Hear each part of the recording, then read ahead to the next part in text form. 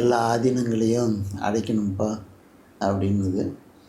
அதன்படியே திருவாவடுதுறை 24வது சன்னிதானம், மதுரை ஆதீனம், வேளாக்குறிச்சி ஆதீனம், காசிவாசி அதிபர், மலேசிய திருநாட்டிலிருந்து பாலயோகி சாமிகள், குன்றக்குடி அடிகளார் எல்லோரும் வந்திருந்தார்கள்.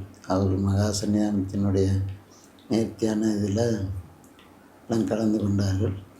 அதன்படி ஊர்வலம் போடணும். 3 யானையில் திருமுறைகளை வைத்து கொண்டு இன்னும் சாரட் வண்டியில் சன்னிதானம் எழுந்தருளை செய்து 4 வீதியும் சன்னிதானம் அவர்கள் பட்டினி பிரவேசமாக தில்லை சிதம்பரத்தில் வந்து 3 நாள் மாநாடுகளாக நடத்தி உரையாசிரியர்களில் அவர்கள் உரை எழுதியவர்கள் பாதி பேர் இல்லை. ஏன்னா முன்னாடியே தான் எல்லாம் சொல்லிட்டாங்களே, உரை எழுதினா அவங்கெல்லாம் இறந்துருவாங்க அப்படின்ட்டு.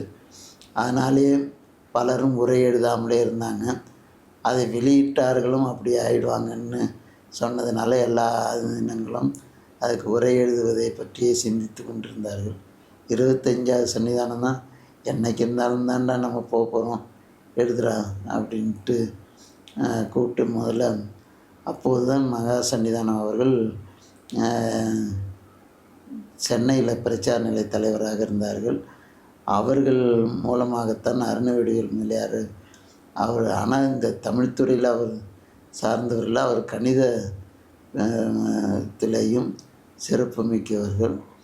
அவர் வஜ்ரவேல் முதலியார் 2 பேர்களையும் சன்னிதானம் அங்கே நிலையத்துக்கு வந்து பேசுகிறாங்க. ரொம்ப சிறந்த உரையாக இருக்குது, அவங்களுடைய உரைகள் ஆழ்ந்து சொல்கிறாங்க அப்படின்னு வந்து சன்னிதானத்திட்ட அறிமுகப்படுத்தி அதன் பிறகு தான் நீங்கள் எதுங்க.